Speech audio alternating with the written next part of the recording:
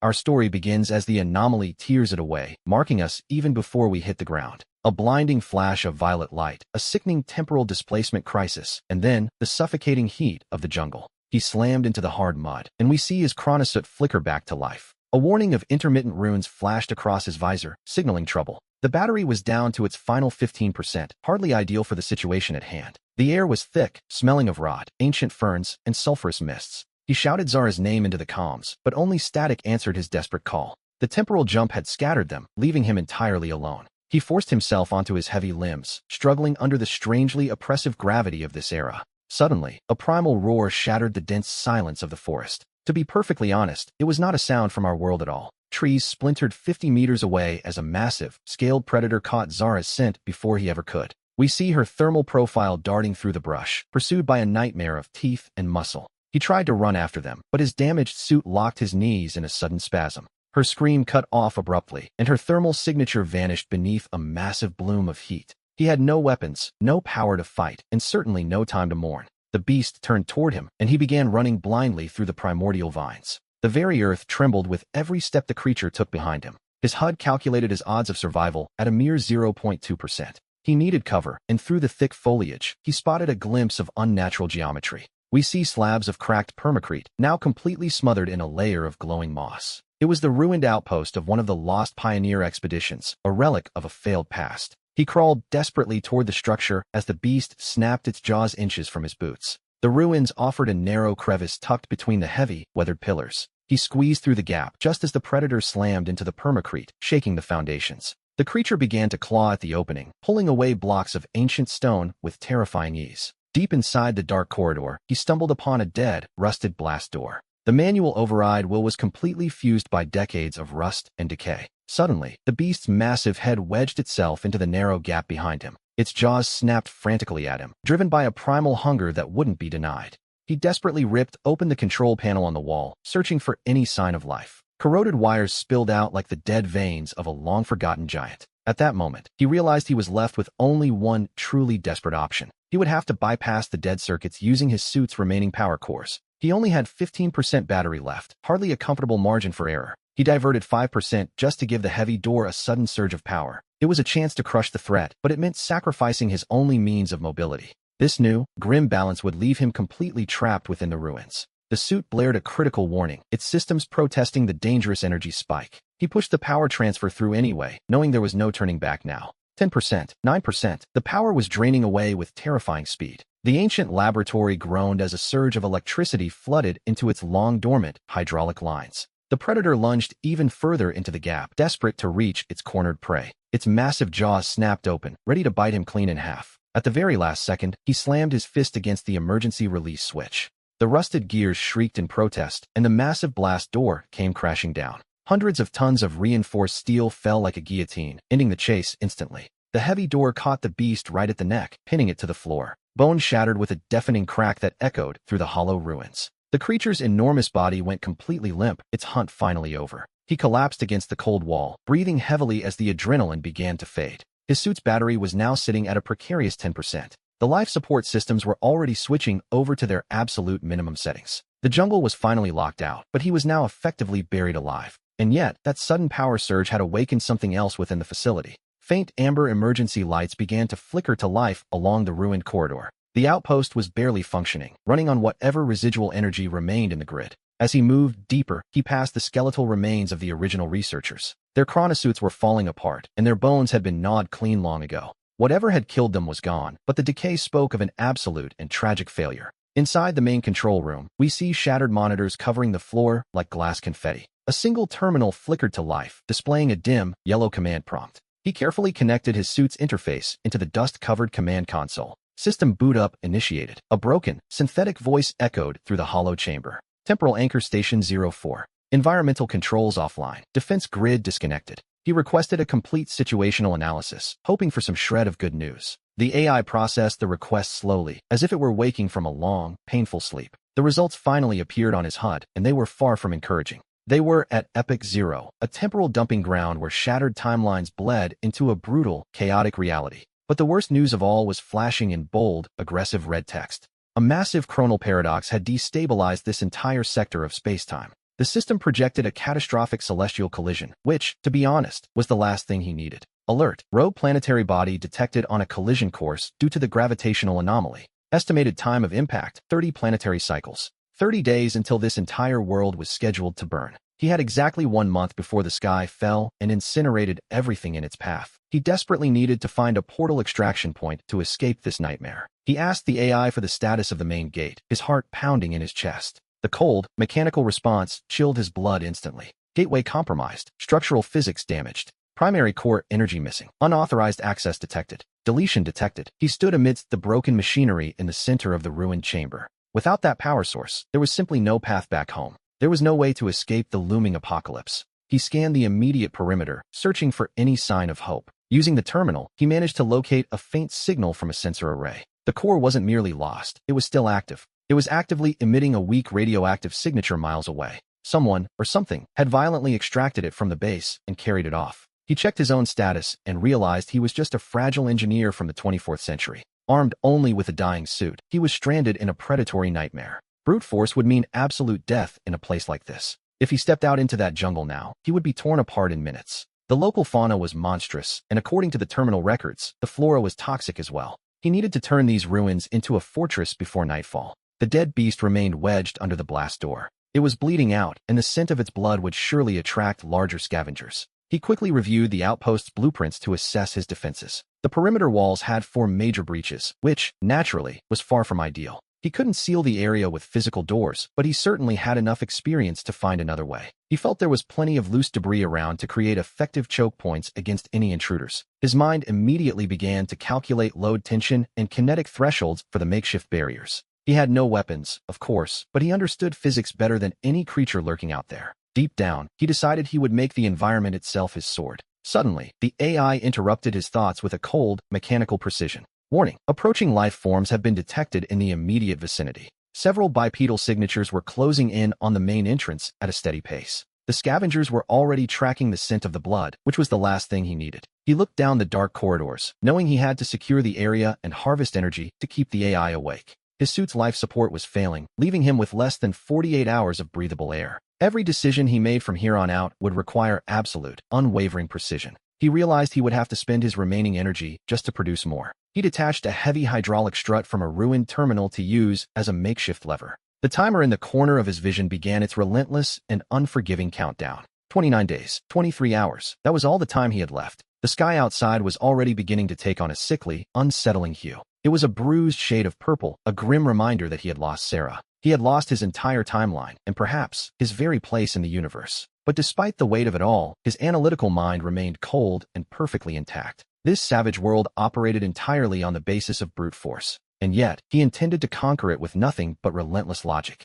The first hiss echoed from the opening darkness, right where the dead beasts lay. He tightened his grip on the heavy steel strut and moved silently into the shadows. Letting the first cycle of blood begin. The primitive darkness of the Zero Era seemed to close in all around him. At that moment, he was undoubtedly the weakest entity in this entire jungle. But he had a plan. He only had to survive the night to build the tools for tomorrow. The first night in the ruins of the Chronolab was a relentless nightmare of shadows and sounds. We see him huddled in the dark command room, waiting for the inevitable. Clutching his heavy steel strut, he listened as the jungle outside began to scream. The perimeter walls were practically non-existent, offering no real protection at all. The scanners showed 4 massive breaches where the permacrete had simply crumbled away. The entire facility was completely exposed to the whims of the desert. The bones of the last researchers still littered the shattered floors of the corridors. Their skeletal remains served as a grim reminder of this world's brutal food chain. To be perfectly honest, he was currently at the very bottom of that hierarchy. He knew he couldn't afford the luxury of sleep, not even for a second. His suit's battery had already dwindled down to a precarious 9%. Every wasted hour brought him closer to total system failure and the inevitable celestial collision in 30 days. At dawn, the strange purple sky cast a pale, sickly light over the surrounding destruction. He had an entire day ahead of him, and his primary goal was to secure the perimeter before the night hunters woke up. He began by dismantling the dead laboratory equipment scattered throughout the ruins. The machines were useless for their original purposes, but they were rich in high-grade materials. To be honest, his physical strength was pathetic compared to the local wildlife. He couldn't dream of fighting a dinosaur head-on and surviving the encounter. He had to use the environment, gravity, and basic physics to even out this massive disparity. He stripped 50 yards of micro-braided cables from the ruins of the old centrifuge. The wire was thin enough to be invisible in the gloom, yet strong enough to hold 2 tons of weight. We see him move toward the first breach in the perimeter wall. Large slabs of cracked concrete hung precariously above the gap in the structure. He climbed onto the damaged wall, his muscles burning under the brutal gravity of this era. Using handheld tungsten counterweights, he rigged up a precarious pulley system. He tied the high-tensile cables around a jagged, 2-ton chunk of permacrete.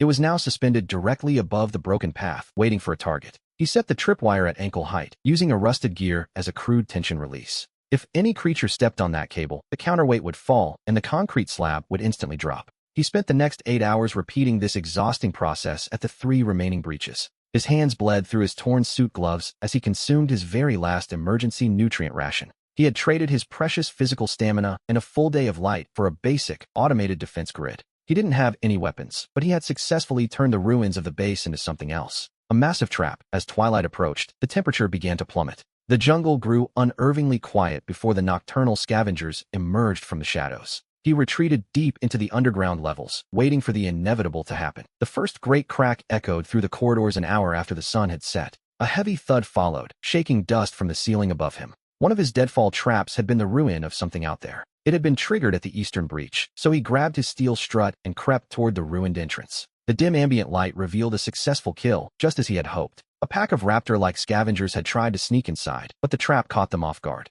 The 2-ton concrete block had completely crushed the lead predator. Its pack mates were frantically scratching at the rubble, trying to drag the bloody carcass away before he finally scared them off. He dragged the carcass to safety, as the trap's catch was now secured inside the perimeter. It was a vile creature, heavily muscled and covered in tough, resistant scales. But beneath its thick skin, it possessed a dense layer of rich fat. He hauled the heavy carcass down into the sublevels of the facility. The main fusion reactor was dead, but his scans had detected a primitive backup biogenerator in the auxiliary maintenance bay. The biogenerator was essentially a robust combustion turbine designed to take fuel in place of more refined sources. Built to burn organic matter in the direst of emergencies, it was currently covered in thick layers of grime. But inside, the ignition coils were still intact, waiting for a spark. He used his heavy steel strut to pry the creature open right at the ribs. The smell, as we might imagine, was absolutely repugnant. It was a foul mixture of ammonia and rotting meat. Using a sharp metal fragment, he harvested thick chunks of the dense animal fat. He shoved the raw, bloody grease into the main hopper of the biogenerator.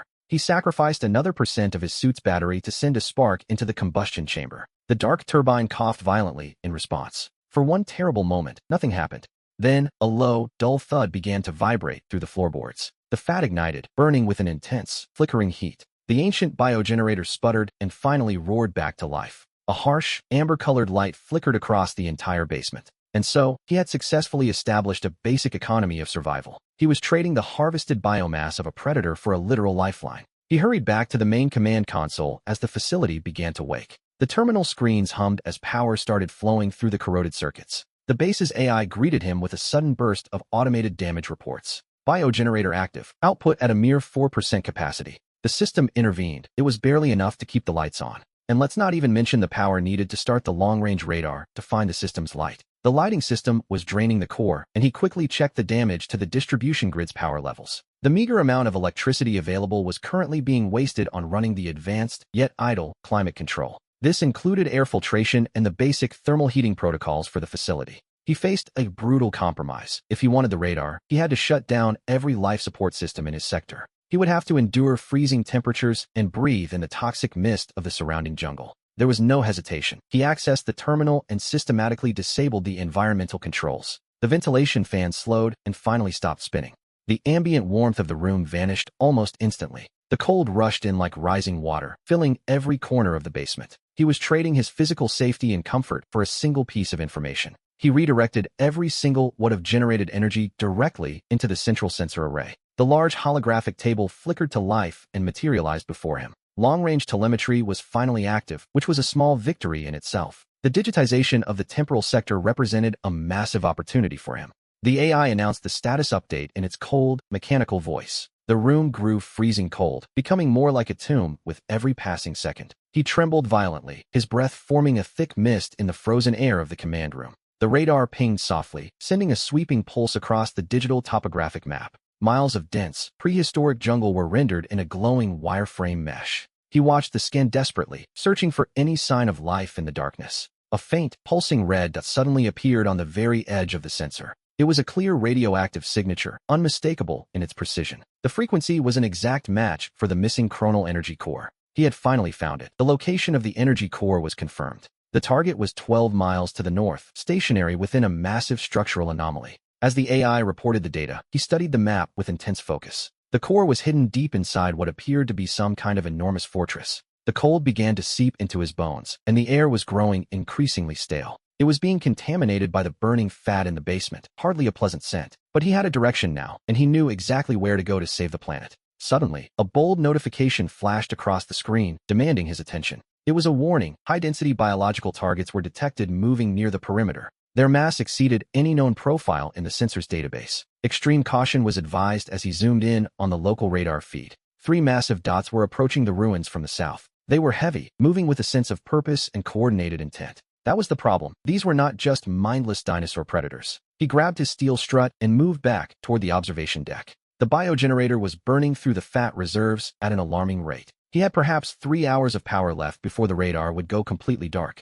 Through the cracked permacrete window, he peered out into the oppressive darkness of the jungle. The trees parted, revealing towering, enormous figures illuminated by the pale, ghostly moonlight. They were incredibly muscular, proto-humans, or something very much like them. Each one stood nearly 4 meters tall, dominating the landscape with their sheer size. They were covered in thick furs and carried massive clubs fashioned from dinosaur femurs. And yet, they moved with a terrifying, organized discipline that suggested a dangerous intelligence. We are looking at a hunting party of brutal giants, and they were not alone. He realized his deathfall traps had been designed for much smaller predators. They were certainly not meant for creatures of this immense size and mass. If they decided to breach the ruins, his concrete slabs would only annoy them before they crushed him. He held his breath, hiding deep in the shadows and praying they wouldn't notice him. In the dim light of the jungle, the giants began to sniff the air rhythmically. Their heavy brows furrowed in deep concentration as they caught a specific scent. They were investigating the smell of the crushed raptor near his eastern barricade. One of the giants casually pushed a 2-ton concrete block aside with a single hand, as if it were a toy.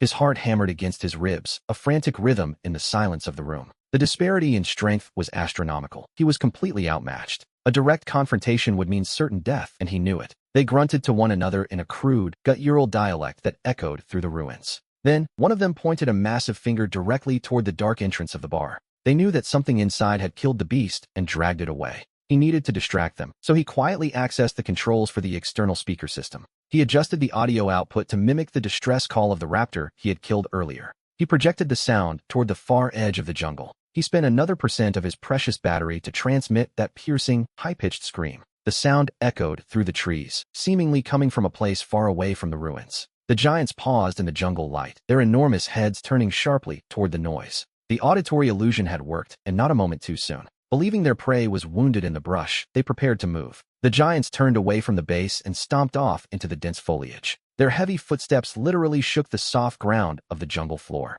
He exhaled slowly, watching as his breath continued to swirl in the air. Frost was beginning to form inside the freezing command room. He had survived another encounter by avoiding a fight, which, to be honest, was his only real option. But his battery was down to 7%, and the situation was becoming critical. The cold was penetrating, so he returned to the biogenerator. The fire was dying down, and he needed more fuel to keep the radar online. He had to venture out to his other traps to see if he had caught anything else during the short night. He carefully made his way through the ruined corridors of the facility. Our protagonist was now heading toward the breach in the western perimeter. The trap's cable had snapped, as had the concrete slab positioned just below it. And beneath that heavy stone lay another crushed treasure from the jungle. It was a small variation in his routine as he dragged the heavy carcass back to the basement. He had finished the creature off quickly, though his hands were now pressed against the cold ground. He sat there, his limbs numbed by the freezing air, making the gruesome task ahead incredibly difficult. Every single movement of the blade felt like an absolute chore in that temperature. He fed the fresh fat into the turbine to keep the system running.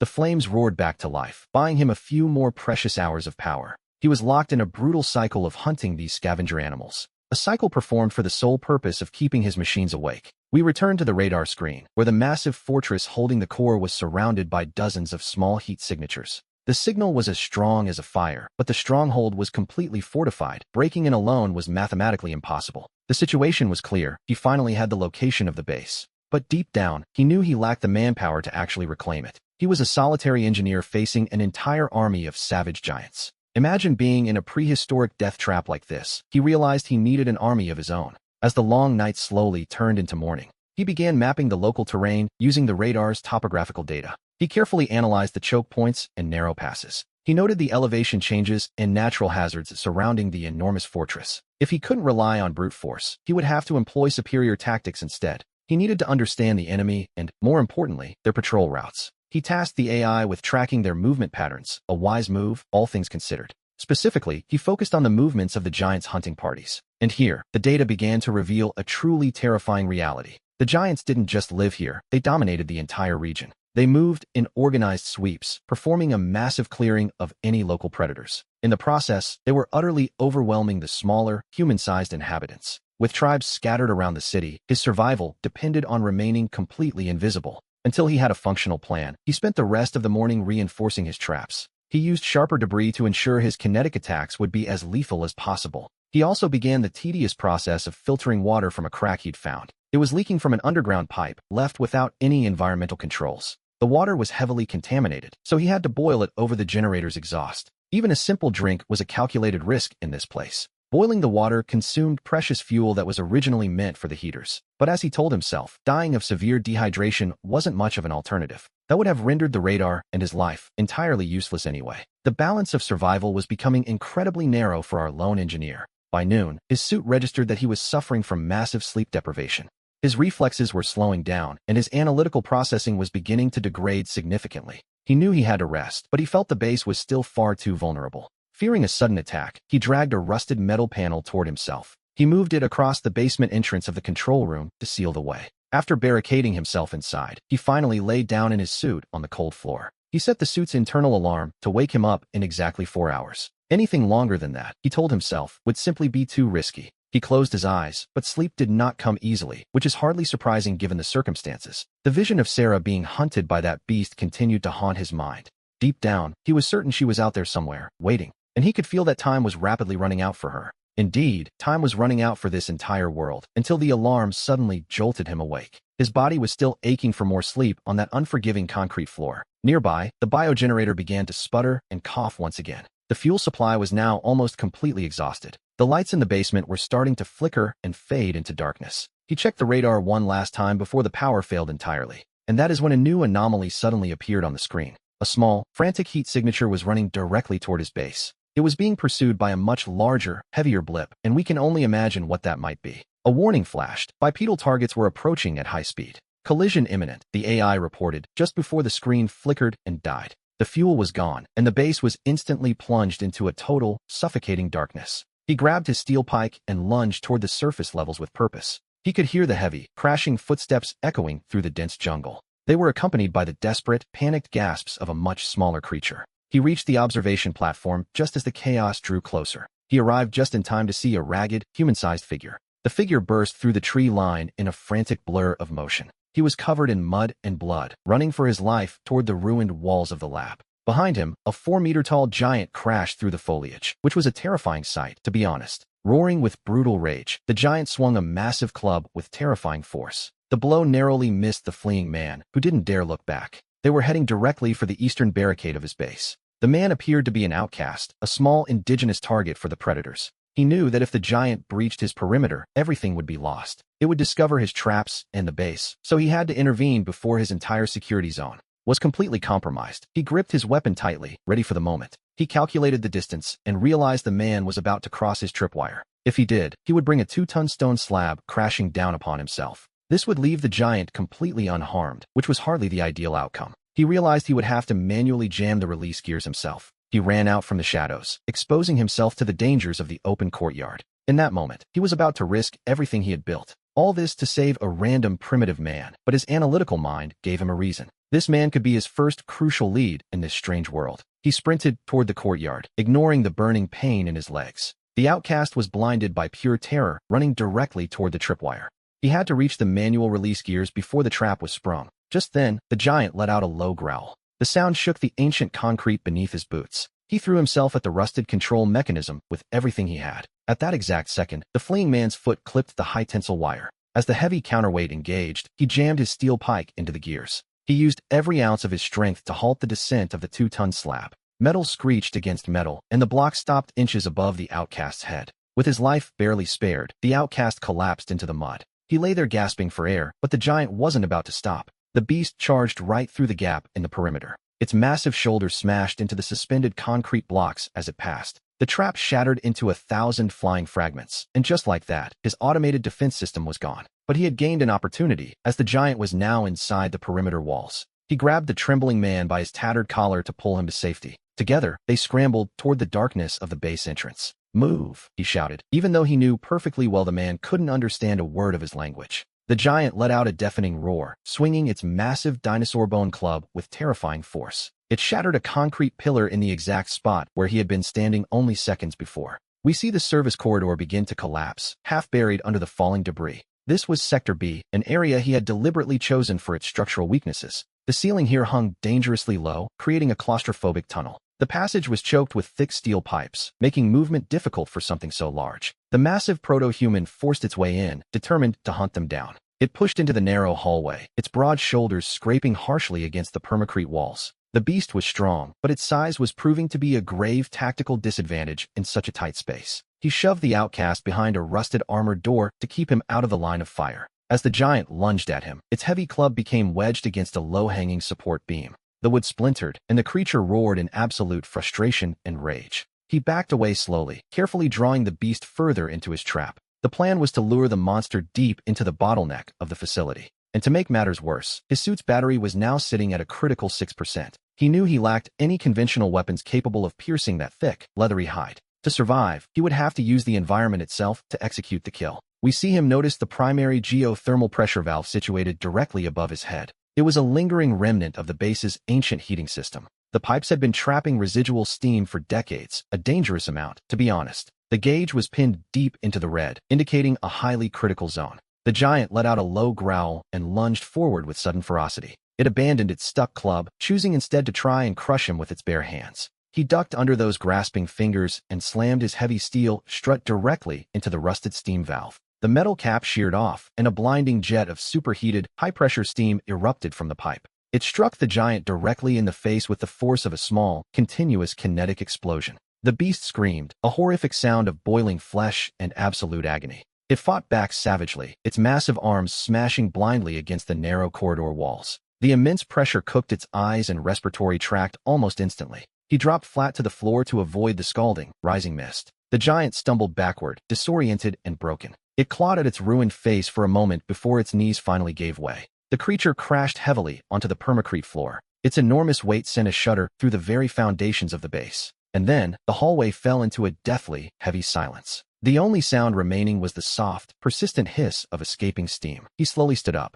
His suit peeled away from the floor, damp from the proximity of the fallen creature's corpse. He had just defeated a 4-meter-tall apex predator without firing a single real bullet. We see him turn toward the outcast, who was huddled in a corner, staring at him intently. With wide, terrified eyes, the man looked at the dead giant and then back at our protagonist. In those eyes, he was no longer just a weak stranger from another place. To the outcast, he was a conqueror. He began to approach the man slowly. The poor man tried to crawl away, but his leg was completely shattered. It was a total mess. A deep, jagged laceration leaked dark blood onto the cold floor. He knew that if he left him like this, the local infections would surely kill him by dawn. And so, he opened the medical compartment of his suit to see what could be done. He had exactly one charge of synthetic medgel left, his very last one, to be honest. It was his only lifeline, his sole protection against a potentially lethal injury of his own. Giving it away meant he would be operating with zero margin for error moving forward. He knelt down anyway and began applying the gel to the bleeding, open wound. The smart foam expanded instantly upon contact, working its high-tech magic.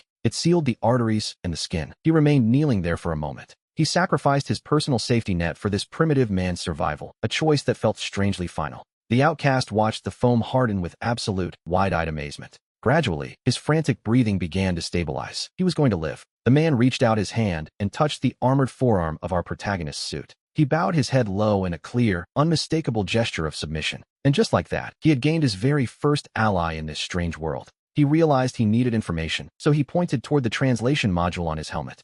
The suit possessed passive linguistic algorithms designed to decode unknown speech. However, it required a continuous stream of audio to synthesize a working translation of the local language. He pointed toward the dead giant, seeking an explanation from his new companion. Who are they? The man murmured a string of loud, unfamiliar sounds in response. As the guttural syllables flowed, the HUD began processing the sounds in real time. Slowly, the system began constructing a crude phonetic dictionary from the man's speech. He needed the man to keep talking so he could start mapping out this territory. The man dragged himself to the command room and used the last remains of dinosaur fat to spark a small light. He placed the fire into a metal bucket, and the warmth seemed to loosen his tongue at last. He began to speak rapidly, gesticulating violently with his hands to emphasize his points. Suddenly, the suit's battery hit a critical 5%, which was far from ideal, to be honest. But then, the translation software finally gave a successful ping of recognition. The crude language began converting into broken English text across the visor's display. We learn his name was Kale, an outcast and a slave from the deep reaches of the jungle. Kale explained that the giants were the ones responsible for enforcing the laws of the forest. But they did not rule it themselves. They served a much darker master. He spoke of the Blood Cult, a violent faction that dominated the massive fortress. According to Kale, this cult didn't actually belong to the natives of this land. They were outlanders who had fallen from the sky, just like our protagonist. They were abandoned time travelers who had gone completely feral, now worshipping a parasitic alien. They praised the god of the sky, the translation readout explained. A demon of the flesh that possesses the power to control minds. They had taken the glowing rock from Kale's people, and they brought death to this cave to build their altar. That glowing rock was his stolen temporal energy core. He leaned forward, his heart pounding against his chest with sudden intensity. Did they take a woman? A white woman who fell from the sky? Kale nodded his head vigorously, confirming his worst fears. He described Sarah to perfection, leaving no room for doubt. The cult had captured her alive during their initial separation. They were holding the white woman in the central temple. She is the chosen vessel, Kale explained. In 25 suns, the god of the sky will enter her body. The glowing rock would provide the power for the great ritual of absolute ascension. And here, the timeline finally snapped into place. He had 25 days until Sarah was possessed by a parasitic entity, and only 30 days until the planet collided and burned to a cinder. He was facing a rigid countdown toward both structural and personal doom. He looked around at the lamentable state of his base, which, to be honest, was barely standing. His battery was sitting at a mere 5%. He had a crippled slave, a dead biogenerator, and absolutely zero weapons. Yet he was expected to besiege a fortified temple guarded by an army of giants. Are there more like you? He asked Kale. More slaves? More outcasts hiding from the giants? Kale nodded his head slowly, confirming the existence of others. He explained that there were dozens of starving people in the caves to the west, living in a state of constant and absolute fear. And here, a plan began to formulate in his analytical mind. He knew he couldn't take on an entire army alone. That would be suicide. But he could build one, utilizing his knowledge of 24th century warfare. And now, he finally had access to desperate human resources. Bring them here, he commanded. Tell them this place is safe. Tell them they can finally kill the giants. Tell them they will have warmth and food. Kale looked terrified at the prospect of leaving, which was understandable given the circumstances. But his loyalty was absolute, and while he left, our protagonist spent the next few hours butchering the dead giant. The meat was tough and the body was heavy, but there was an enormous amount of it. He now had over 800 pounds of raw meat at his disposal. In this moment, he possessed the capital necessary to feed an entire small tribe. He began roasting large chunks of the meat over the fire. The fire served to preserve it, and soon the smell of giant's meat filled the ruined corridors. It was a terrible irony, but survival in this era required a truly relentless pragmatism. He handed Kale a heavy bundle of the cooked meat for the journey. He even fashioned a crude, old-fashioned crutch to help the man walk. Kale was now his emissary, his only hope for expansion. If he died on the way to the caves, his only link to building an army would vanish completely. Go, he told him, gently pushing him toward the edge of the jungle. He ordered him to bring back every pair of hands he could possibly find. We see that they had only 25 days left to tear down the blood cult. Kale stumbled into the dark foliage, clutching the precious meat as if his life depended on it. Our protagonist was alone once again, and the base fell into a heavy silence. He returned to the command room and plugged his suit into the dead generator. He knew he had to manage his internal battery perfectly to survive the night. He even turned off the translation module to save every scrap of energy, a risky move, to be sure. He needed to reinforce the breached walls before Kale returned with the others. He dragged the giant's enormous femur bone out toward the courtyard. It was over 5 feet long and incredibly dense, making it a formidable building material. It would make an excellent base for a weapon, and so he spent hours carving the bone with a sharpened steel plate. He fashioned heavy spikes and drove them deep into the muddy ground surrounding the eastern entrance. He was moving beyond simple traps, upgrading his defenses into a proper barricade, a necessary evolution, to be sure. His hands soon became blistered and began to bleed from the grueling labor. The physical toll of moving the dead giant's remains was truly immense. But he couldn't stop, as every spike he planted represented a calculated increase in his odds of survival. And so, we see him building a fortress out of nothing but pure scrap and bone. He checked his suit status, only 4% battery remaining.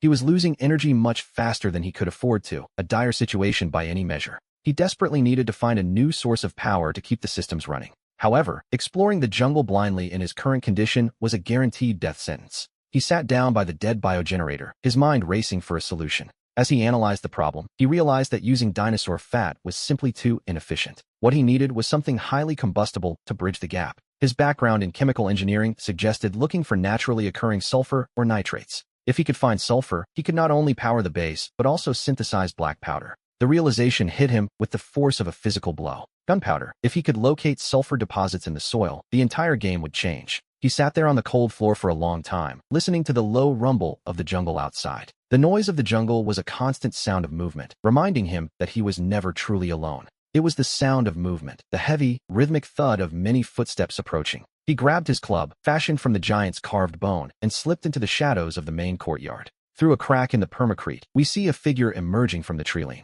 He wasn't alone. Trailing behind him was a pathetic procession of 20 emaciated figures. These were terrified human beings. His new labor force had finally arrived. To be honest, it was a truly miserable sight to behold. They were covered in mud and open sores, wearing nothing but filthy animal skins. Every whisper of the wind made them flinch in terror. These were the broken victims of the blood cult. They had been reduced to nothing more than prey, stripped of all dignity and hope. The group stopped at the edge of the ruins, staring at the massive, dead giant lying in the corridor. Cal pointed at the corpse, and then he pointed toward our protagonist as he stepped out of the shadows. The outcast gasped in pure, unadulterated shock. They didn't see him as a simple survivor. To them, he was a savior. He was just a bruised man in a dirty, failing chronosuit, hardly a heroic figure. But there he stood, right next to the boiled carcass of their worst nightmare. In their eyes, he had achieved the impossible, and that changed everything. He looked like a god of death as he reactivated his translation module. It was a risky move, burning through the last of his precious battery life. Welcome to Outpost Zero. His voice projected firmly through the external speakers.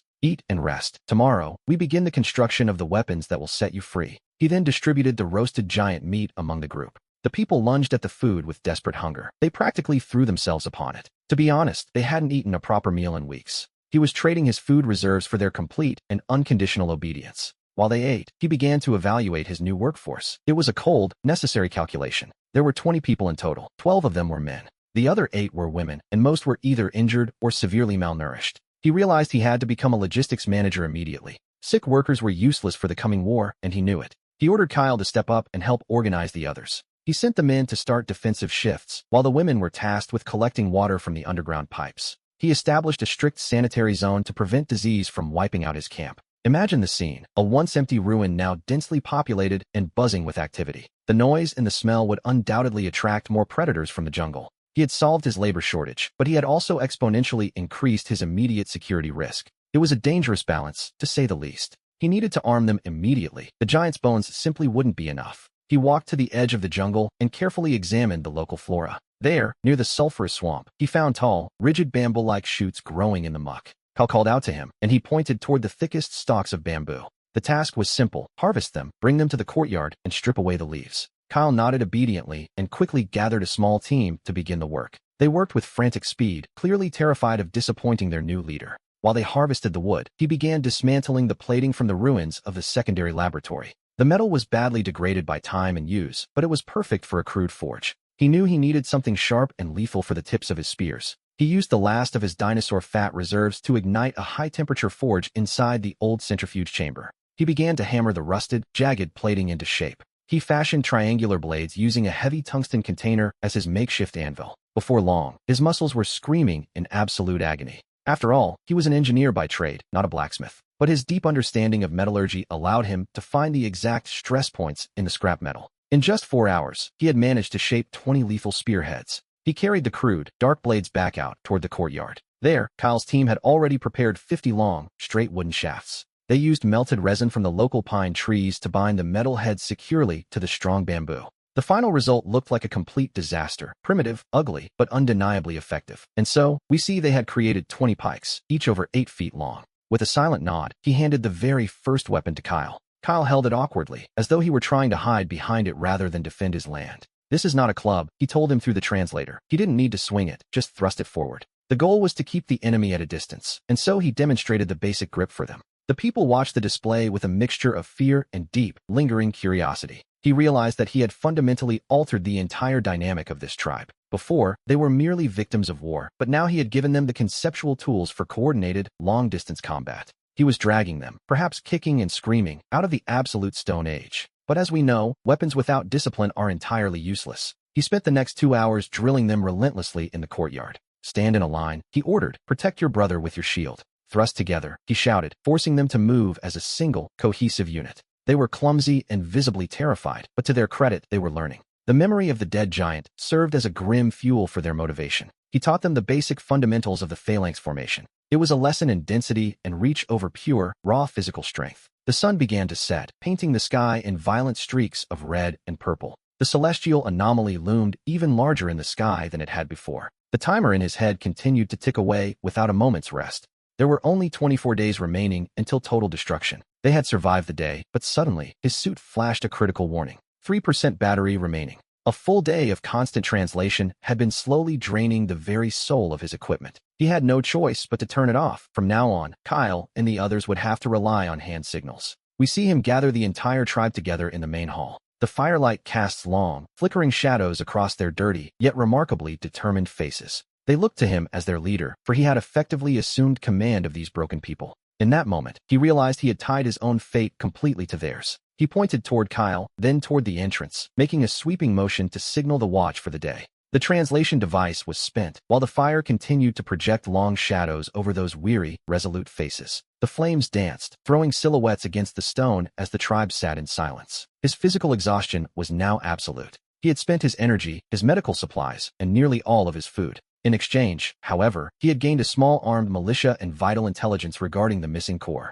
But the trade-off was severe, as his suit was now practically dead. He was now effectively blind to his digital radar. He needed to clear his head and step away from the house, leaving the flickering shadows and the silent tribe behind. His strength was drained and his radar was dark. His technological advantage had finally vanished. As the night deepened, the surrounding jungle grew increasingly restless. The distant, guttural roars of predators echoed through the heavy, humid air. But inside the ruins, there was a new sound, the sound of sharpening steel. The silence was broken only by the rhythmic scraping of metal being sharpened against raw stone. His army was preparing. They were weak, malnourished, and terrified, but they finally had hope. As the fire cast long shadows over their faces, he sat on the cold concrete, his mind racing through chemical formulas and siege tactics. He knew they needed to expand their arsenal, for pikes alone wouldn't be enough to breach the Blood Cult's temple. He needed explosive power. Specifically, he needed to find a way to synthesize black powder. The plan was to send out scouting parties the next morning to locate nearby deposits of sulfur and saltpeter. The ambient temperature began to drop, but the communal heat of 20 people huddled together kept the room bearable. To ensure his own survival, he closed his eyes, forcing his analytical brain to shut down and take the rest it so desperately needed. Suddenly, a sharp cry from the courtyard shattered the silence of the night. Kale rushed into the room, his face looking ghostly pale in the dim, flickering light. He pointed frantically toward the eastern perimeter, his hands trembling with urgency. It seemed the night watch had spotted something approaching them through the darkness. He grabbed his steel strut and ran toward the barricades, his exhaustion momentarily forgotten. Through the thick jungle fog, we see glowing torches flickering ominously in the distance. This wasn't a random predator. It was a coordinated, deliberate march straight toward their base. The Blood Cult had found them, which, to be honest, was the worst possible timing. The giant he had killed was likely just a scout, and his failure to return had triggered a heavily armed search party. The first true test of his primitive phalanx was arriving far sooner than he had anticipated. The torches burned fiercely, cutting through the dense mist of the surrounding jungle. 5 towering figures stomped through the dark woods, closing the distance with every step. The Blood Cult had sent out a heavy scouting party to find their missing warrior.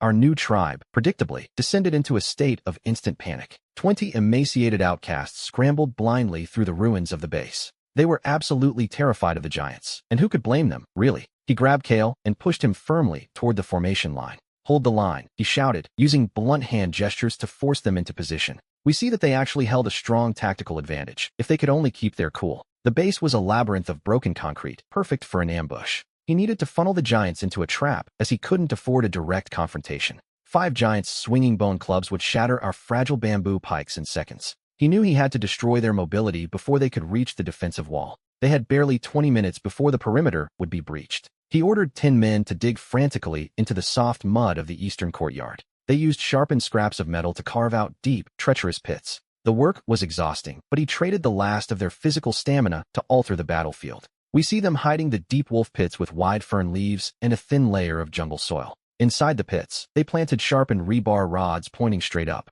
He then placed his spearmen behind a heavy, waist-high permacrete barrier. They now had solid cover against those massive clubs, which was a start, at least. The heavy footsteps began to shake the loose stones on the ground as the enemy arrived. The 5 giants entered the clearing, their brutal faces illuminated by the flickering torches. They roared, having spotted our group hiding behind the scattered debris. They charged forward with a blind, arrogant fury. They were predators who had never faced organized resistance, which, as we know, is a dangerous assumption. The lead giant stomped directly onto the disguised ferns covering our deepest pit. The ground collapsed instantly under his massive weight. The giant sank up to his waist into the depths of the trap. The rusted rebar rods pierced directly through his thick thighs. The trap held him firmly in place, pinning him like a specimen. He screamed in absolute agony, dropping his heavy club into the mud. The second giant stumbled over him, losing all of his forward momentum. He raised his hand and signaled to Kale. The time for the primitive phalanx had arrived. "Thrust," he shouted, driving his own steel blade forward. The men surged out from behind the safety of the concrete barrier. 20 long bamboo pikes shot forward in unison, creating a deadly wall of spikes. The reach of those pikes was their ultimate equalizer. The giants tried to swing their clubs, but their arms were simply too short to reach. The metal spearheads tore into their exposed skin from a safe distance. Blood sprayed across the mud of the courtyard as the struggle intensified. The outcasts thrust their spears again and again, fighting for their very lives. Their initial confusion was a total disaster, and the giant fell. Terror was completely replaced by the first rush of victory. Finally, they were killing their masters, and the trapped giant was the very first to die. He was pierced a dozen times through the chest, ending his reign of terror for good. 2 others tried to retreat, slipping and sliding in the bloody mud as they scrambled to escape. We see the men advance in a tight line, never once breaking their solid, disciplined formation. The remaining giants realized their brute strength was completely useless against such a coordinated reach. They turned to run back toward the jungle, but their heavy, clumsy legs struggled to find purchase. The giants moved toward the tree line, with the long pikes constantly biting into their backs. Within 10 minutes, all 5 scouts lay dead in the mud, which, to be honest, was a miracle. Our outcasts stood there panting, covered from head to toe in thick, spilled blood. He had spent the very last of their energy reserves and had risked an absolute slaughter. Instead, he had won an enormous tactical victory, proving that brains could indeed beat brawn. The tribe realized in that moment that they were no longer just helpless prey. The psychological shift was enormous, changing the way they saw themselves forever. He stayed on his knees for a moment, quietly wiping the blood from his face. A man looked at him and began to chant a single word over and over again. The others soon joined in. His translation suit was dead, but the meaning was perfectly clear. They recognized him as their true war chief, the leader they had been waiting for. He had pulled them from the absolute bottom of the food chain, but there was no time for celebration. The bodies had to be processed before dawn, as the work of survival never truly ends. 5 dead giants meant nearly 4,000 pounds of raw meat and an abundance of valuable materials. We see them dragging the massive corpses into the basement to begin the grim work. He initiated a brutal, yet highly efficient butchering process to ensure nothing went to waste. The thick hides were stripped away to create warm clothing for the shivering workers. We see them harvesting the dense bones to replace their degrading bamboo spear shafts. Every single piece of the enemy was utilized, which, in this world, was the only way to survive. This enormous influx of meat completely stabilized his otherwise fragile economy. Now, he finally had enough protein to feed the entire tribe for several weeks. Consequently, the people became a great resource for building large smoking racks in the courtyard. The burning of the damp jungle would create a thick, suffocating smoke that filled the air. It preserved the meat, but it also turned their base into a very visible landmark. Deep down, he knew the blood cult would eventually see those dark plumes in the sky. To make matters worse, the ruins were becoming severely overcrowded. Imagine 20 humans crammed into the small auxiliary wing. It was hardly a comfortable situation. This created an immense sanitation hazard, and he knew he had to expand their perimeter or risk a plague. They worked tirelessly, turning the bones of the earth into a functional workspace for everyone. 5 men were assigned to the continuous defense of their growing perimeter. 10 workers focused entirely on processing the meat and crafting better weapons from the giant bones. The remaining 5 were given the daunting task of structural expansion. And so, they pushed the barricades 50 meters outward, claiming just a little more of the world. They had secured a small, relatively clean natural spring for their protection. Dehydration was no longer an immediate threat to their survival. He spent the entire day overseeing the production process personally. We see them using the heavy femurs of the giants to craft superior weapons, creating triangular armor-piercing tips with jagged edges. These bone weapons were lighter and far more durable than rusted scrap metal. We see them coating the tips with toxic resin from the local pine trees. A single scratch would now cause severe muscular paralysis in an enemy.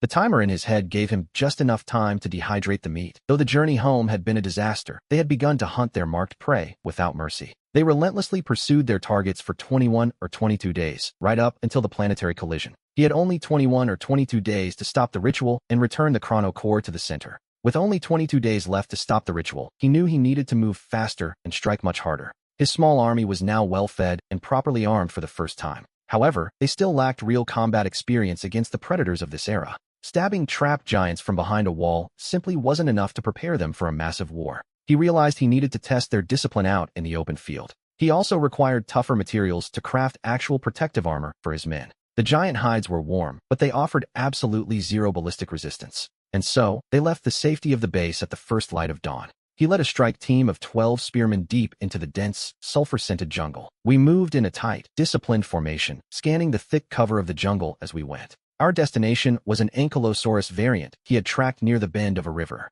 It was essentially a walking tank, covered in thick, bone-plated armor. Taking it down would provide the raw materials needed for heavy shields. We found the beast grazing peacefully near the murky water. It was the size of a modern armored transport, possessing a massive, heavy club at the end of its tail, which could shatter a man into bloody pieces in an instant. He signaled for the men to deploy, keeping their movements low and silent. We didn't attack directly. Instead, he spent an hour directing his team to dig a shallow trench in the mud bank, carefully hiding our presence from the grazing herbivore. He was waiting for the perfect moment to secure a position of superiority. We gathered highly irritating sulfur weeds from the edge of the swamp and wrapped them tightly together. We lit the bundles, tossing them upwind of the armored beast. The thick, acrid smoke drifted directly into the dinosaur's face. She snorted violently, suddenly blinded and confused by the chemical irritant. She began to stumble blindly toward our hidden trench line. "Brace the pikes," he commanded through sharp, silent hand gestures. The men shoved the blunt ends of the long-boned spears deep into the mud of the trench. They angled the toxic tips upward, aiming directly for the beast's soft underbelly. The blinded dinosaur charged forward, desperate to escape the suffocating smoke. She crossed directly over our trench line, exactly as he had planned. The enormous weight of her own body forced the bone spikes deep into her soft underbelly. The beast let out a piercing cry, thrashing wildly in her final moments. Her heavy tail shattered the ground, sending massive chunks of mud flying into the air. But the toxic resin acted quickly, shutting down her massive central nervous system. In a matter of minutes, the giant armored tank collapsed completely. The blinded dinosaur had charged forward into the wind and finally fell. His men stood there in absolute admiration. They had killed an unbeatable monster without suffering a single scratch, which, to be honest, was a miracle. The logic of the phalanx had been proven flawless. We spent the rest of the day processing the enormous creature. The meat was far too tough to eat, but we weren't there for the food. We meticulously removed the heavy, interlocking bone plates from her thick back. After that, we carried the heavy plate armor all the way back to the ruins. The logistical strain of the journey was massive. His men were utterly exhausted, having burned through a staggering amount of calories. He decided to double their food rations to compensate for the effort. Back at the base, we see the camp transforming into a primitive military factory. He organized an assembly line where the women cleaned the plates while the older men drilled holes into the edges. We used tough dinosaur tendons to bind the heavy plates together. In just 3 days, they produced 10 functional sets of heavy bone armor. The armor was certainly bulky, but it was more than capable of deflecting a direct strike from a club. And so, we see him equipping his frontline fighters with this new, rugged gear. Kale strapped a massive cranial plate to his chest, looking very much like a terrifying prehistoric knight. The visual impact this had on the tribe's morale was absolute, and who could blame them, really? Later, he stood in the courtyard and surveyed his growing forces with a sense of quiet pride. He now had 20 disciplined soldiers, 10 heavy infantrymen, and a secure, heavily fortified perimeter.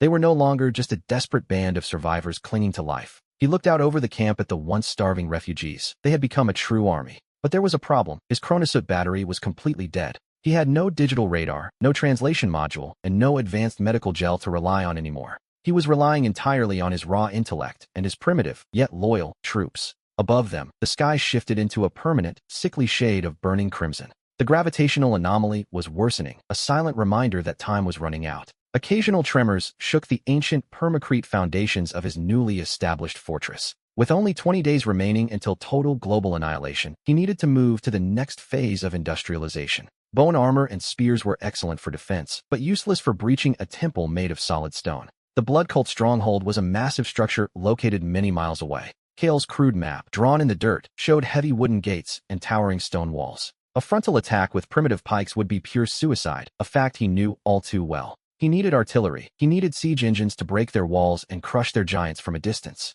He needed to build catapults, but that required heavy timber and strong torsion. He also needed explosive charges. The sulfur they had gathered for the smoke trap was of surprisingly high purity. He knew exactly how to synthesize black powder, but doing so safely was a massive challenge. He ordered Kale to gather 10 men for a massive tree-felling expedition. And, of course, he didn't expect it to be easy, but they desperately needed heavy, rigid wood for the trebuchet frames. The jungle trees were enormous, and cutting them down without steel axes was a complete nightmare. They used controlled fires to weaken the massive trunks. His men, full of zeal, cleared the brush around the base of the thick trees, letting the fire eat through the dense wood before using ropes to pull them. They brought them down completely, though it was a brutal and agonizingly slow commitment. He spent 3 whole days just harvesting 5 massive logs. The noise and smoke from the logging operation echoed for miles, broadcasting their exact location to the wilderness. While the men dragged the heavy timber back to the base, he focused his attention on the chemistry. He converted the ruins of the centrifuge chamber into a highly volatile, primitive laboratory.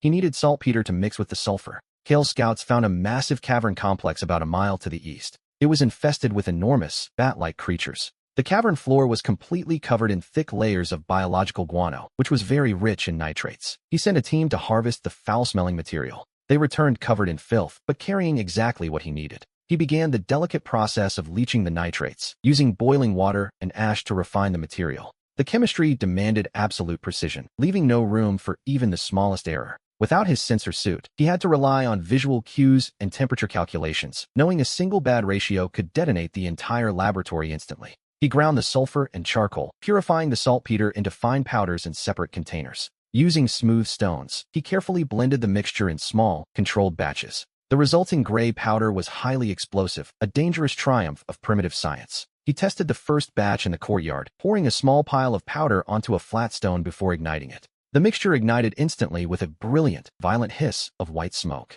His people fell to the ground in sheer terror at the sight. They truly believed he had summoned a piece of the burning sky itself. He let them believe it, as fear was a highly effective tool for maintaining absolute discipline among the ranks. And so, they began mass production, sacrificing all their remaining ceramic laboratory vessels to store the volatile black powder. The base was now sitting in an enormous and rather unpleasant position. To be honest, the base was now sitting on an enormous and incredibly dangerous arsenal of primitive explosives. With the powder secured, he turned his attention back to the siege engines. The heavy logs were stripped and shaped using jagged pieces of dinosaur bone. He designed a counterweight trebuchet, utilizing the base of the fractured machinery. Repurposing ruined steel gears and heavy tungsten weights from his previous traps, he assembled the massive wooden frame in the center of the courtyard. Everything was lashed together and secured with thick animal tendons. The throwing arm was constructed from the thickest timber they could find, reinforced with overlapping bone plates. He designed a thick leather sling specifically to hold their newly handcrafted and highly explosive clay charges.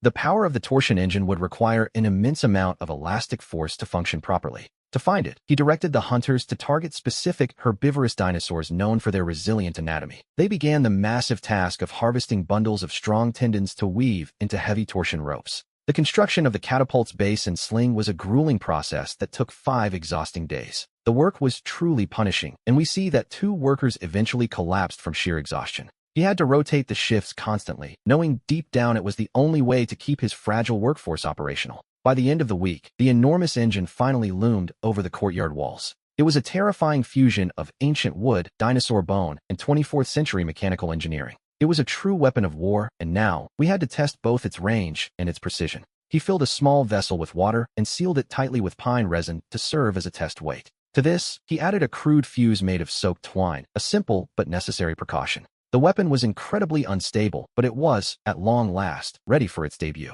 We watch as they loaded the heavy sphere into the leather sling, preparing for the first launch. Kaylee and 5 other men slowly hauled the massive weapon into position, their muscles straining under the weight.